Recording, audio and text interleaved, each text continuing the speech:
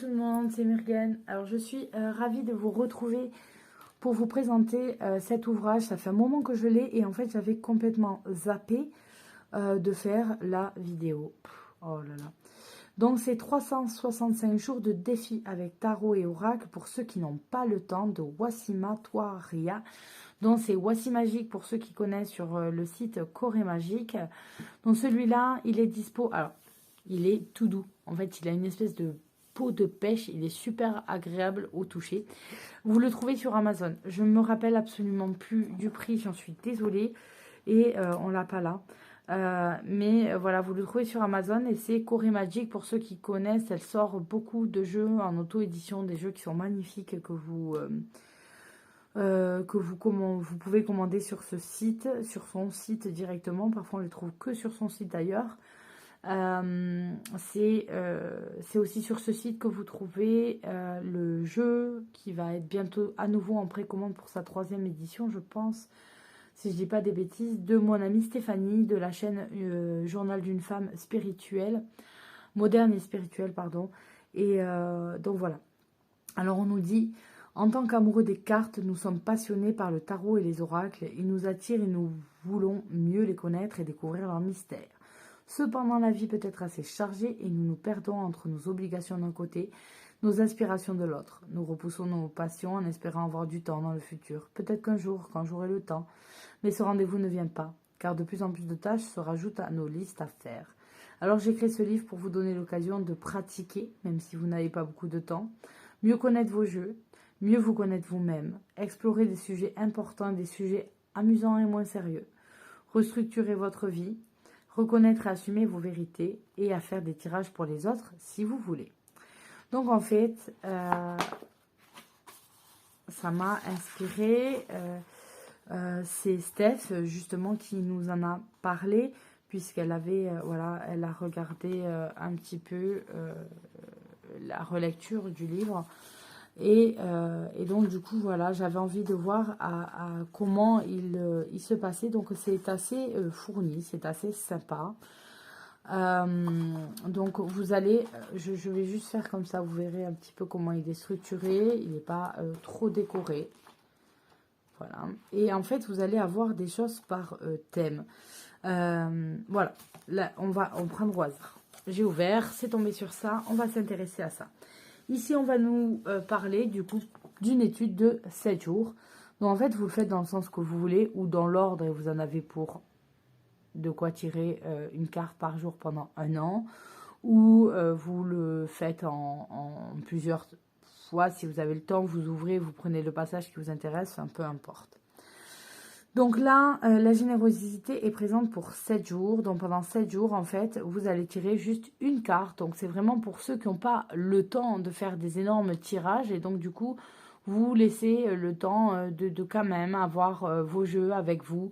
Quand vous avez un petit moment dans la journée. Et voilà, vous prenez ce livre, avoir votre jeu, tac, vous tirez votre carte. Vous prenez vos annotations, là où vous notez. Enfin, je ne sais pas comment vous fonctionnez. Et donc voilà. Donc la générosité est présente pour 7 jours. Le jour 1, vous allez tirer la carte. Qu'est-ce que la générosité pour moi?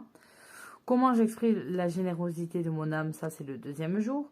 Où dois-je diriger la générosité en ce moment? Vers le monde intérieur ou extérieur? Autrement dit, dois-je être généreuse envers moi ou envers les autres?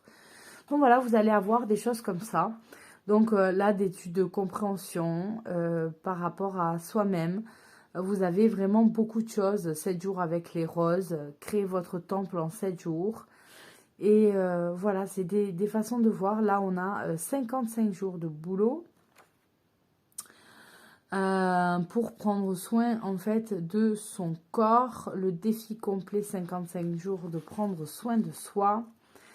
Avec pas mal de questions. C'est très, très intéressant. C'est très sympa. Et vous allez avoir de tout puisque dépendance aux films et séries pour 7 jours. Voilà, vous voyez des trucs qui sont beaucoup plus légers ou des choses de compréhension de soi. On est vraiment dans des choses particulières. Connectez-vous au royaume des chats en 21 jours. Voilà.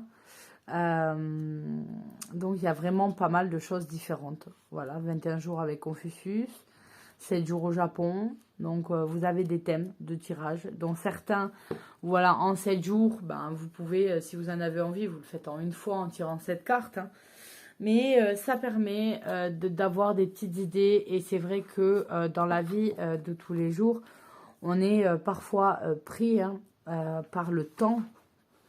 Et moi, la première, j'ai toujours du mal, ne serait-ce que par exemple quand il y a des défis de tirage, des choses comme ça, je sais que je ne pourrai pas le suivre jour par jour, etc.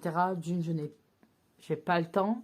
Les journées sont toujours bien remplies, mais en plus, il y a toujours les surprises du jour.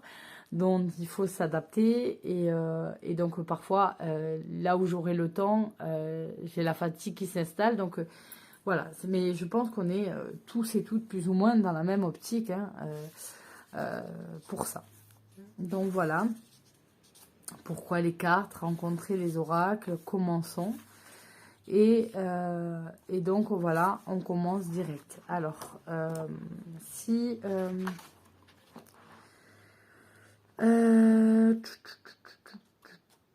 les annexes. Voilà, si j'ai un petit regret à faire et un petit regret, donc une petite critique constructive, c'est ce jeu. Ah non! J'allais louper les pages, je me tais. J'allais dire, c'est justement qu'on n'est pas ça. Et en fait, j'ai comme on a les remerciements, etc. Je suis pas allée jusqu'au bout. Ah, ou alors je l'ai mal ouvert. Moi, je suis nulle.